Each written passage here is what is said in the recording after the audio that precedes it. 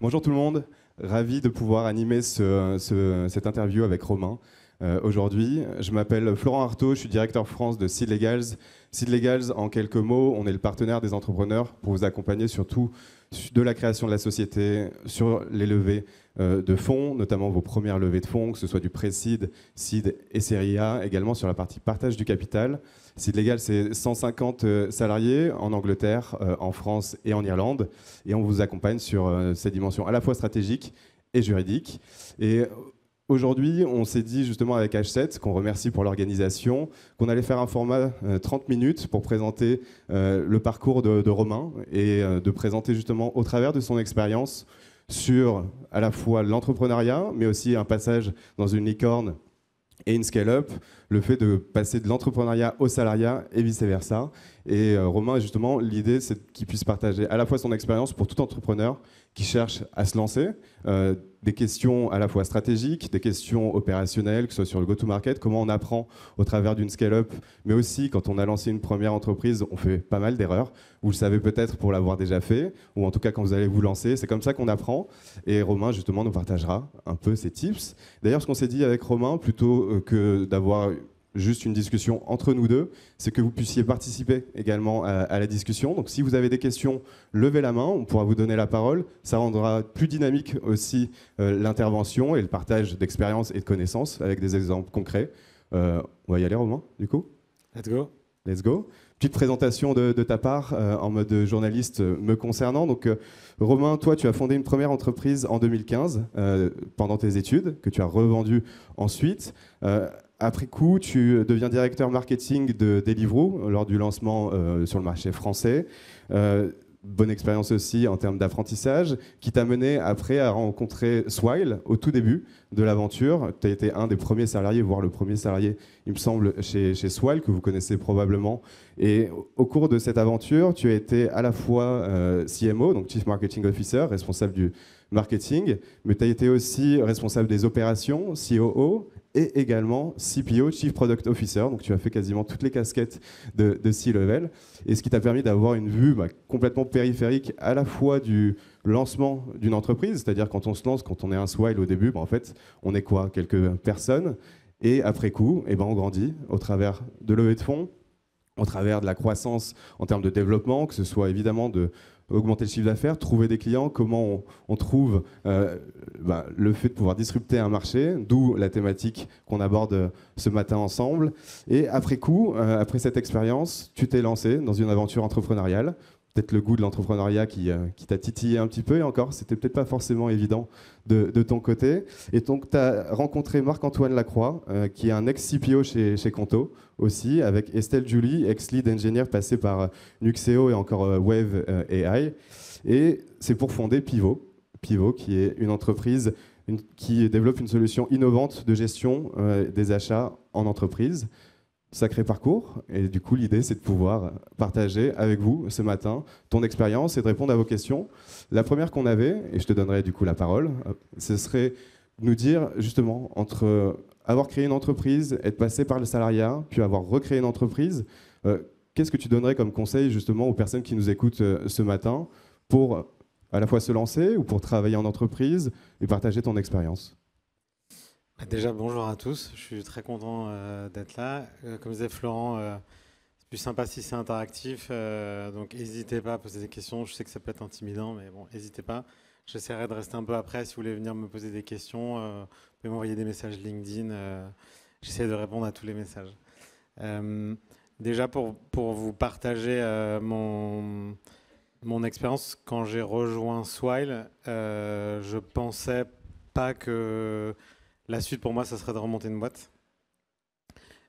Je me suis assez vite dit que c'était probablement mon dernier job avant de faire quelque chose possiblement totalement différent. Et en fait, j'ai réalisé, donc je suis resté 6 ans chez Swile, j'ai réalisé à un moment donné, en levant un peu la tête du guidon, parce que c'est quand même une expérience à 1000 à l'heure, que en fait, j'étais plus la bonne personne pour ce dont l'entreprise avait besoin au moment auquel on était et avec ce que l'entreprise devait traverser à cette étape-là. Et donc à ce moment-là, j'ai commencé un travail d'introspection qui est particulièrement difficile. de dire, ok, bah, maintenant je suis à une étape où je dois me réinventer. Possiblement, je peux faire ce que je veux. Enfin, l'étendue des possibles est relativement abyssale. Et donc, je sais que c'est une situation que beaucoup de gens peuvent rencontrer à différentes périodes de leur carrière. Il y a souvent des moments où on est naturellement tiré vers une continuité et on se laisse un peu faire. Et en fait, moi, rétrospectivement, avec beaucoup de chance, toute ma carrière, elle s'est passée comme ça. J'ai jamais vraiment réfléchi à ce que je voulais faire, ce que j'étais en train de faire. J'ai eu, je pense, une bonne étoile, donc et puis peut-être un peu un bon jugement, on va dire. J'ai rencontré Loïc, donc le CEO et fondateur de Swile, vraiment par hasard. Tout s'est fait de manière assez fortuite. Et là, c'est la première fois que je me retrouvais dans une situation où en fait, je devais, moi, décider devant une feuille blanche ce que je devais décider. Et d'abord, c'est très dur. Je pense que ça dépend aussi des personnalités. Moi, je suis très rationnel, très cartésien, donc j'ai commencé à faire des listes, des arbres de décision, et on peut assez vite se perdre là-dedans. Et puis après, j'ai réussi assez vite à trouver ma voie, mais on passe quand même par un parcours introspectif qui est assez difficile. Donc on peut... Sûr, mais là, ce que tu nous expliques, c'est une logique instinctive sur aussi des opportunités qui peuvent se créer. Mais après, tu as quand même ton rationnel, comme tu l'as expliqué, et ton pragmatisme. C'est OK, quel marché je vais viser? Pourquoi? Quelle peut-être profondeur de marché? Est-ce que tu avais cette analyse, ces questions que tu pouvais te poser avant de te lancer et avant de te dire c'est pivot qu'on va faire parce qu'il y a tel marché? C'était beaucoup plus compliqué que ça. En fait, j'ai d'abord eu. Je sais que je change un peu l'ordre des questions, donc désolé si je te perds. Non, non, mais pas de souci. Parce qu'on a un peu préparé en amont. En fait, la première question que je me suis posée, c'est ce que j'ai envie de faire. Et en fait, par rapport à ce que je disais avant, je crois beaucoup dans la sérendipité. Donc, de dire, c'est l'idée de se dire qu'il y a beaucoup de choses qui vous arrivent et vous allez créer un contexte favorable à ce que ces choses plutôt positives vous arrivent, mais sauf que vous ne contrôlez pas du tout le timing auquel elles vont arriver. Sauf qu'à un moment donné, quand c'est toi qui réalises que tu dois prendre une décision, bah, tu vas pas t'asseoir et attendre qu'il y ait un truc cool qui t'arrive. Et donc ça change totalement le paradigme dans lequel j'étais, où je devais vraiment devenir acteur de ce que j'allais devenir. Et en fait, j'avais un énorme stress lié au temps qui passe et à l'inaction. Je suis sans doute hyperactif, mais pour moi, c'est impossible d'attendre que quelque chose se produise ou se passe. Et là, j'étais dans un contexte où je devais vraiment prendre une décision. Et il y a une question que je me suis posée que je trouve assez structurante et que j'encourage les gens avec qui j'en discute ou qui peuvent traverser ça, de se poser, c'est... ça m'est arrivé quand j'avais 37 ans, donc sans être vieux, mais avec déjà un peu d'expérience professionnelle. J'avais conscience que possiblement j'arrivais à un shift où j'allais prendre une décision pour les 10 prochaines années de ma vie. Parce qu'en général, dans l'entrepreneuriat ou dans la tech, c'est plutôt des cycles de 5 à 10 ans. Je suis resté 6 ans chez Swell pour en témoigner. Et donc... de 37 à 47 ans, c'est quand même une partie de ta vie où tu as envie de te poser les bonnes questions, de savoir comment tu vas occuper ton temps, quelles sont tes priorités. Et il se trouve que pas très longtemps après ça, j'ai appris que j'allais devenir papa, ce qui rajoute aussi de la complexité dans la réflexion, qui m'a au final plutôt aidé de me dire, ok, j'ai aussi un enjeu de devenir un modèle pour une personne pour laquelle j'allais avoir beaucoup de responsabilités. Et donc la première question que je me suis posée, c'est est-ce que j'ai envie de remonter une boîte? Et j'ai tout de suite eu un énorme, je pense que c'est un biais, un énorme stop où je me suis dit en fait je pourrais jamais réussir à recréer quelque chose qui m'a apporté autant d'excitation que ce que j'ai vécu chez Swile. Donc Swile, c'est un sprint, mais à la durée d'un marathon. Donc un marathon sprint. Il y a eu plein de choses hyper stimulantes, il y a beaucoup d'actions, c'est très dynamique, on apprend plein de choses, on rencontre plein de gens. Et en fait, j'avais peur d'avoir quelque chose qui était une version fade de ça et qui serait du coup pour moi une perception Tu d'échec. comparais un peu les deux, forcément, tu te projetais. Est-ce que tu vas faire Bah, mieux tu que sais Swile ce que tu perds, mais tu sais pas ce que tu vas retrouver. Donc il y a cet inconnu qui peut être vraiment très anxiogène. C'est intéressant parce que c'est vraiment une prise de risque. Et quand on se lance dans l'entrepreneuriat, clairement, c'est quelque chose qui est dur. Vous le savez, il y a, sur 10 startups, on aime bien dire, et c'est assez commun, qu'il y en a 9 qui ne vont pas réussir pour une qui, elle, va arriver à un stade qui permet de pouvoir être pérenne dans le temps ou au moins passer, que ce soit en termes de levée de fonds ou de pérennité économique. Et donc, clairement, ça demande énormément d'énergie, une prise de risque, d'autant plus quand tu as l'heureux événement que tu as partagé là avec le fait que tu as un enfant. Enfin, c'est pas anodin. On peut avoir justement des questions financières qui se posent. Est-ce qu'on va prendre ce risque? Est-ce qu'on a l'envie et le courage de le faire? Qui est entrepreneur dans la salle? Vous pouvez lever la main. Ok, une bonne partie. Qui est salarié? Le reste, du coup. Parfait, merci. Pas beaucoup de freelance. Et voilà, il y a un peu de freelance probablement. Et est-ce que vous avez une question à poser justement sur cet aspect-là, se lancer pour Romain, à savoir le thème là qu'on vient d'aborder? C'est un peu intimidant, mais n'hésitez pas. Une question vraiment quelque chose qui vous plairait d'avoir en termes de retour? Non, on enchaîne, on a travaillé, on a d'autres questions à lui poser, j'en ai plein, donc pas de souci. Et donc sur cette partie-là aussi, le lancement, tu t'es dit au début, je veux pas être associé, je veux potentiellement me lancer seul, ce qui paraît un peu contre-intuitif parce que on le sait aussi, comme on vient de se le dire, c'est compliqué de lancer et de créer une entreprise, de se développer. Et généralement, raison aussi pour laquelle souvent les investisseurs, peut-être vous l'avez entendu de leur part, ou alors c'est ce qui se dit, mais n'aiment pas trop financer des projets avec des solo-fondeurs. Et donc, la raison pour laquelle ils n'aiment pas trop financer ces projets, c'est une question de risque, parce que c'est déjà difficile à plusieurs, donc seul, ça l'est encore plus. Mais malgré tout, tu te lançais, toi, avec cette idée en tête, Ouais. et finalement... Je sais pas si je suis d'accord avec c'est tant mieux. Pourquoi? Vas-y. Le fait que les investisseurs n'aiment pas les solo-founders. Je vais répondre je vais expliquer pourquoi, juste pour que vous ayez tout le cheminement. Je me suis assez vite dit que, en fait, dans ce travail d'introspection, la raison pour laquelle je me sentais plus à ma place, c'était que profondément, je me définissais comme un entrepreneur, avec beaucoup d'humilité, et parce que l'entrepreneuriat, c'est aussi avoir envie d'apprendre des choses. Et je me suis dit, ok, où est-ce que j'en suis dans ce que j'ai accompli et ce qui m'anime, et comment j'ai envie que soit mon quotidien sur les 10 prochaines années de ma vie. Et assez vite, je me suis dit, en fait, j'ai envie d'être all-in pendant les 10 prochaines années de ma vie. Et donc de faire le truc à fond. Et puis après, j'ai petit à petit éliminé les barrières ou les biais que je m'étais créé tout seul, notamment un qui était je pourrais jamais faire aussi bien que Loïc, qui est le fondateur de Swile. Et j'ai beaucoup appris à ses côtés. Il m'a toujours présenté comme son cofondateur. Et en fait, je me disais, ça va pas être possible de faire aussi bien que lui. En fait, après, je me suis assez vite dit, en fait, je vais le faire à ma manière. Ça sera juste bien, mais différemment, avec mon style. Et en fait, j'ai vu le modèle de Loïc, solo founder, qui s'est très bien entouré. Je parle pas que de moi, mais de toute une équipe qui l'ont suivi. Et en fait, j'ai construit mon projet en me prenant ce modèle-là, mais en me disant, ok, j'ai la chance de pouvoir partir d'une feuille blanche. Je vais prendre tout ce en quoi je crois, tout ce qui m'anime, tout ce qui me plaît, et je vais construire un projet autour de ça.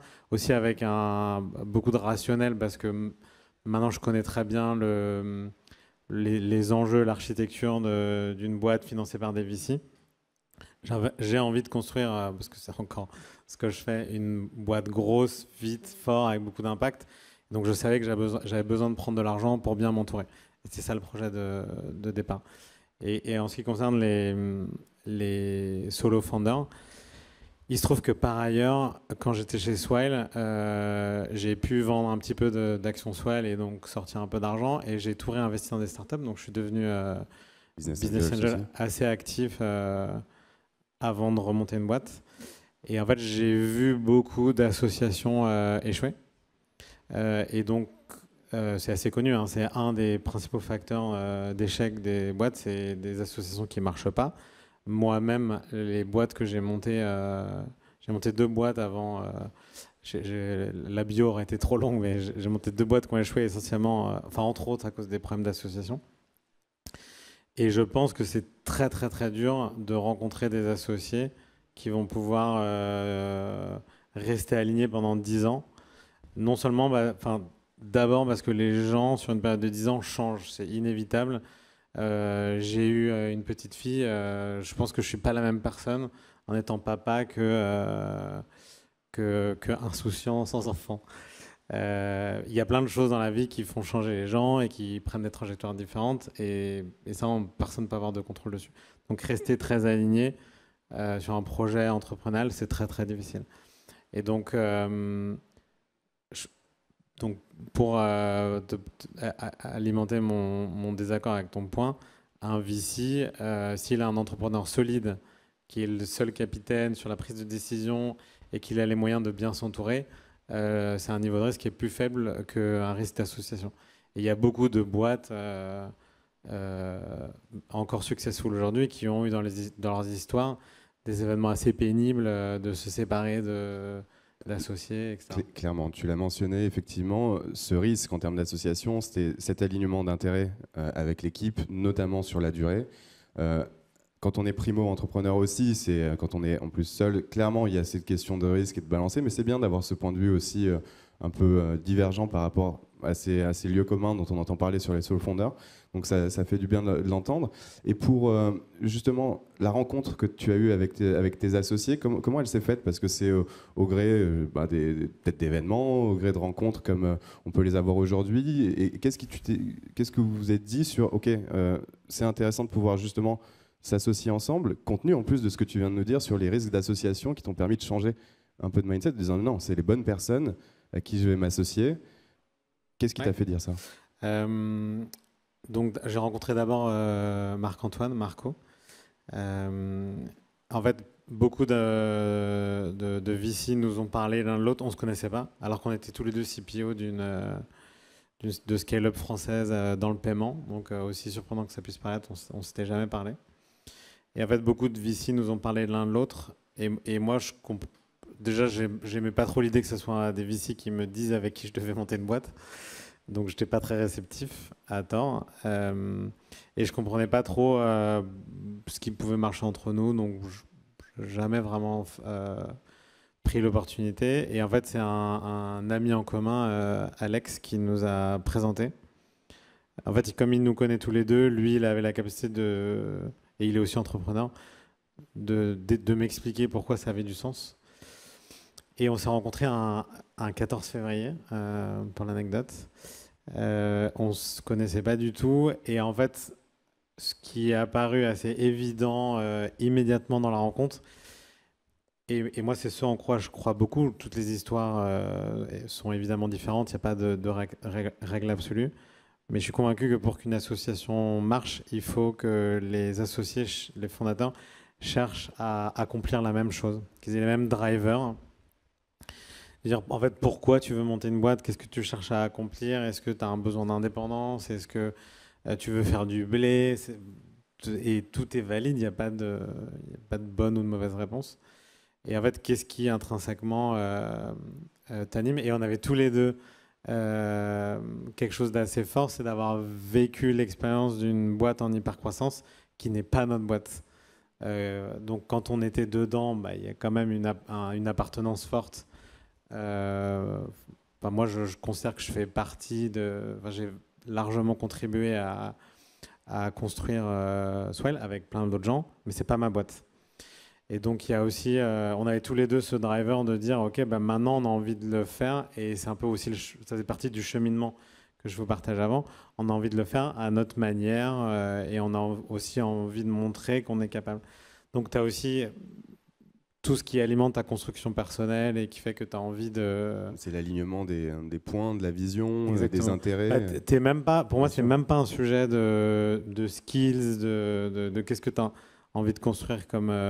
tu vois, on ne savait pas encore du tout qu'on allait faire ce qu'on fait aujourd'hui. C'est volonté, Mais ambition. tu dois d'abord être sûr que c'est avec cette personne-là que tu as envie de monter une boîte. Peu importe si vous avez les mêmes compétences, etc. Ça, moi, ça me semble anecdotique. Et je pense que le deuxième sujet qui est clé, c'est les valeurs.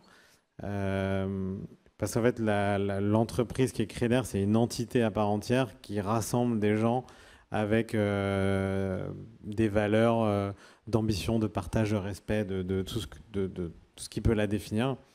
Et en fait, s'il y a trop de distorsions entre les fondeurs, ça va toujours tirer vers des polarités. Et donc ça, il faut que ça soit vraiment ancré dans les fondateurs dès le début. Et tu vois, les valeurs, par rapport à ce que j'expliquais tout à l'heure, c'est pas quelque chose que intrinsèquement tu changes dans ta vie parce qu'elles te définissent vraiment en tant que personne. Ça peut évoluer, mais Elles sont censées rester plus ou moins les mêmes du temps. Autre point un peu contre-intuitif dont tu viens de parler là, c'est-à-dire que souvent ce qu'on a l'habitude de dire, c'est que quand on s'associe, il faut que ce soit avec des compétences complémentaires.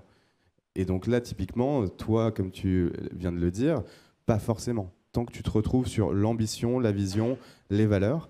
J'enchaîne juste sur les autres questions, notamment le fait que, tu l'as dit, tu as voulu lancer une société, une entreprise avec une forte ambition, avec des besoins de capitaux, et donc une dimension qui est forcément dans l'idée de se développer avec des fonds d'investissement qui pourront investir, mais ce qui n'est pas non plus forcément le cas de toute entreprise. Une entreprise peut certainement se développer, pouvoir générer suffisamment de croissance et se pérenniser au gré de la croissance organique, comme ça, pas forcément en faisant appel à des VC. C'est un peu la logique de VC compatible et de compatibilité. Est-ce que tu peux nous en dire quelques petits mots ? Ouais, du coup, pour répondre rapidement à ta première question, quand on crée une entreprise, la recherche de la complémentarité des skills au sens large, ça, c'est la problématique de créer une équipe. C'est pas une problématique de trouver des associés. Les associés, c'est les gens qui vont être là du début, idéalement, jusqu'à la fin. Et donc, en fait, la vie de l'entreprise, elle va être parsemée de plein de types de challenges différents. Et donc, en fait, vous n'allez jamais pouvoir trouver des associés qui vont avoir une shape de skills qui va être la bonne, toujours au bon moment et bien s'adapter. Ça, c'est un fantasme. C'est une chimère. Par contre, il faut trouver des gens qui ont envie d'y mettre de l'énergie, de l'envie, du cœur, du début à la fin, peu importe ce qu'il y a à faire. Et en fait, ce qui va différencier un collaborateur que vous allez engager ou un externe, un freelance par rapport à ses skills et pour accomplir quelque chose, c'est le niveau de détermination et de sacrifice qu'il va avoir la capacité de faire. Je ne demanderai jamais la même chose à mes associés que je peux demander à un collaborateur en termes de sacrifice, quel qu'il soit, d'horaire, etc. Et donc, en fait, ça, c'est la capacité à être vraiment dans le projet, au-delà de simplement un rôle d'employé qui a des horaires et qui a la capacité, a totalement le droit, et c'est même recommandé, de fermer la porte du bureau, d'oublier tous ses problèmes et de vivre sa vie avec le maximum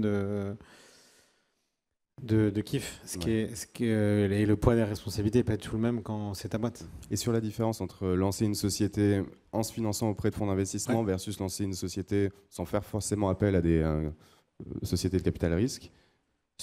Alors, ça, ça pourrait être un sujet d'une conférence. Parce qu'il nous reste 4 minutes. Moi, je savais, donc vous avez compris que je voulais faire quelque chose de gros, donc je savais que j'avais besoin de l'argent des VC. Et il se trouve que je savais comment attirer les VC. Et donc, en fait, une erreur que j'avais fait par le passé dans une boîte que j'avais montée, c'est que j'avais identifié une idée que je trouvais géniale. Et je dis, OK, je vais faire ça. Je me dis, ça n'existe pas ou pas bien. Et donc, je vais créer cette boîte parce que ça me faisait kiffer. Et donc, en fait, j'essayais de vendre mon kiff à d'autres gens pour qu'ils mettent de l'argent dedans. En fait, ça, c'est déjà une fausse route parce que en fait, je ne rentrais pas du tout dans les cases des thèses d'investissement des VC. Et donc là, conscient de comment ça fonctionne, et c'est très bien documenté sur Internet, mais il faut en avoir conscience, que j'ai cherché la bonne intersection entre ce que je savais faire, la valeur que j'avais, l'expérience que j'avais accumulée. C'est ce qu'on appelle souvent le founder fit. Donc à quel point vous êtes pertinent pour faire ça, vous, maintenant, dans ce sujet-là, et un marché qui cochait les cases profondeur de thèse marché. de VC. Exactement. Et donc, tu m'aurais dit il y a 2 ans que je ferais une boîte de software pour gérer les achats dans les grosses boîtes. Je t'aurais dit, mais jamais de la vie. Pas du tout. Et je dis aux gens, ce que je fais là, j'y connaissais rien avant. Et ça fait partie de mon arbitrage dans mon projet. 50% de mon quotidien, c'est d'apprendre des trucs, d'être confronté à des problèmes que j'ai jamais vus, que je connais pas. Et ça m'anime. Et 50%, c'est l'autoroute de répliquer des choses que j'ai déjà vues.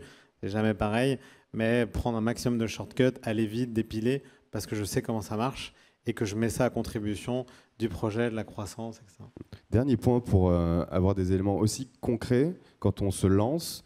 Si tu as des conseils à donner justement aux personnes qui nous écoutent sur aller chercher ses premiers clients, comment y aller pour générer un petit peu de traction, si tu as quelques petits conseils avec ton expérience à donner. Allez pas voir votre famille, vos amis, des gens que vous connaissez, parce qu'ils sont beaucoup trop gentils. Et donc ça va vous donner énormément de biais. Faites-le pour avoir quelques logos, etc. Mais c'est pas la vraie vie. La vraie vie, c'est des gens qui n'ont pas envie de vous aider, qui n'ont pas envie de vous répondre. Et là, quand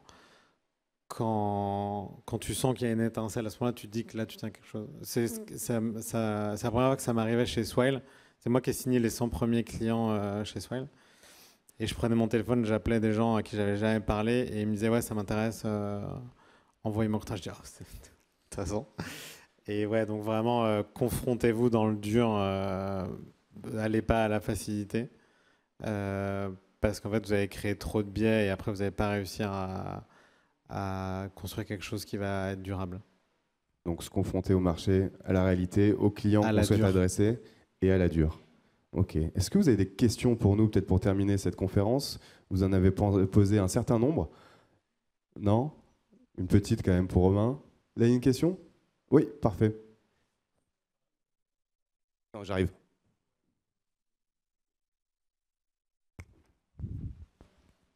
Merci.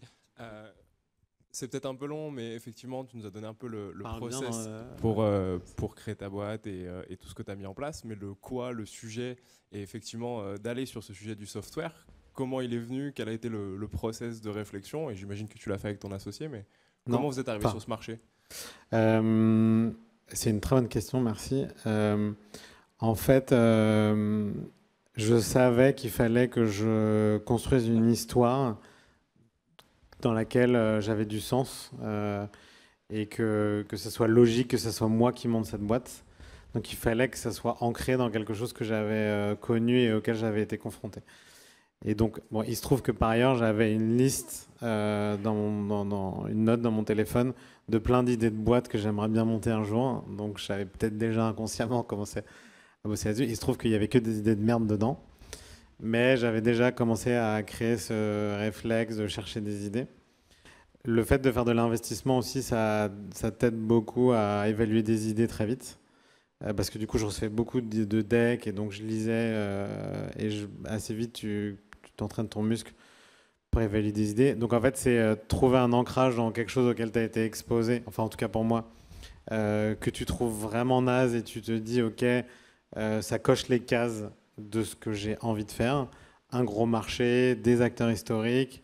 Tu vois, par exemple, dans mes critères, je ne voulais pas un marché d'évangélisation. Je voulais pas un truc où il fallait que j'explique aux gens pourquoi ce que j'avais construit, ça pouvait être utile pour eux. Je voulais qu'en fait, ils utilisent déjà une solution équivalente à ce que je pouvais leur proposer et que je leur propose mieux. Parce que c'est un truc que j'avais kiffé chez Swile, c'est justement proposer une version moderne d'un truc qui marche pas bien. Et je pensais que du coup, je serais sur un marché d'équipement, de remplacement. Et en fait, il se trouve qu'en apprenant, là aujourd'hui, on est plutôt sur un marché d'équipement, mais on parle à des gens qui comprennent ce qu'on fait. Et donc, ça définit aussi, est-ce que tu es plutôt sur un Red Ocean, donc avec beaucoup de concurrents, ce qui fait que tu dois quand même te démarquer, ou est-ce que tu es sur un marché Blue Ocean où il n'y a personne, mais du coup, tu dois évangéliser, c'est long, moi je suis impatient au possible. Donc c'est pas du tout pour moi. Et en fait, tu fais tes critères et après, tu fais passer tes idées dans tes critères. et tu les élimines assez vite. Donc il faut vraiment explorer beaucoup de sujets. Et après, je testais mes idées auprès des VC. Donc juste tu vois leur tête assez vite. Sourire, pas sourire, question, pas question. Et en fait, juste je testais des idées. Tu vois, je disais, je réfléchis à ça, qu'est-ce que tu en penses? Et je voyais des mous ou de l'excitation. Et là, tu dis, ok, je tiens un truc, je vais creuser. Et puis tu regardes un peu ce qui se passe aussi. Et tu peux aussi post-rationaliser. Tu vois, j'ai vu des choses, tu connectes les dots. Tu dis, ah ouais, c'est vrai que j'avais vu ce problème à un moment donné, on n'avait pas trouvé de solution. Et voilà, mais en fait, si je dois synthétiser, je cherchais vraiment une intersection entre ce que j'avais envie de faire et ce que les VC étaient susceptibles de financer. On peut prendre peut-être une dernière question ou pas, hein, c'est vous qui choisissez. Non, pas d'autres questions? Eh ben, très bien. Merci beaucoup, merci Romain pour ton partage d'expérience. Merci à tout le monde.